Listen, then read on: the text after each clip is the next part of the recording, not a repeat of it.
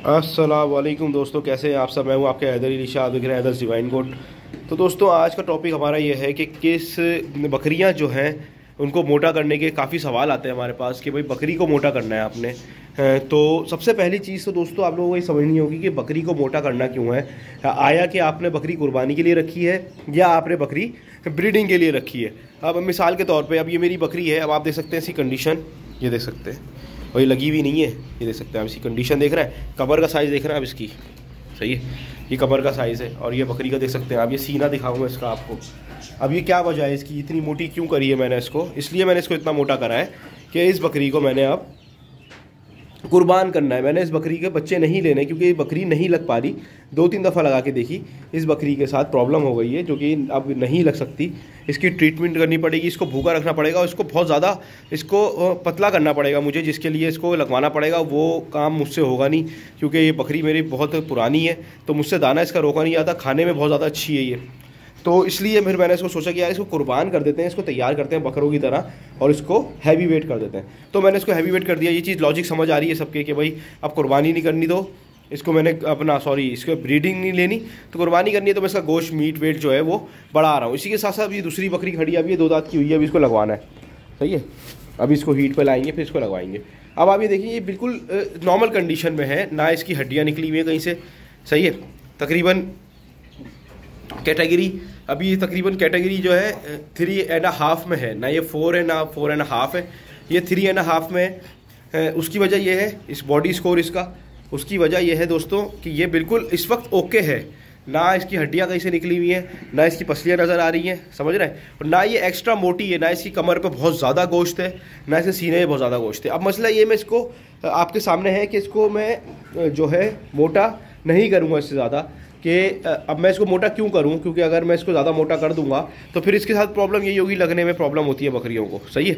उनका जो है वो प्रेगनेंसी स्टेबल नहीं रह पाती, या वो ख़राब कर देती हैं उसको, या वो हो ही नहीं पाती प्रेग्नेंट। तो ये दोस्तों ये चीज़ें देखनी पड़ती हैं। बकरियों को मोटा नहीं करना अगर आपने उनसे ब्रीड लेनी है, बकरियों को आपने फिट रखना है। अच्छा, आप फिट रखना है, दूध वाली बकरियों की खुराक दोस्तों बिल्कुल डिफरेंट होती है बगैर दूध देने वाली बकरियों से, या जो वेटिंग पे होती हैं, जो इन प्रोग्रेस होती हैं, प्रेग्नेंट होती हैं उनकी, सही है। दूध वाली बकरियों की खुराक हम बढ़ाते इस वजह से हैं, उनको हैवी खुराक इस वजह से देते हैं ताकि उनका दूध अच्छा जनरेट हो, बच्चों को अच्छा दूध मिले और बकरी जो है हमारी फिट रहे। मिनरल्स वगैरह, मिक्सचर्स वगैरह अगर आपको देने हैं वो बकरी को, दूध वाली बकरी को आप बेहतरीन दे सकते हैं ताकि आपके बच्चों में कन्वर्ट होकर बच्चों को मिल सके।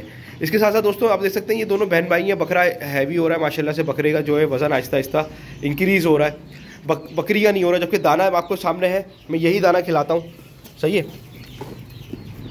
इसमें दलिया है, मकई है, छिलका है, सही है, और जौ है।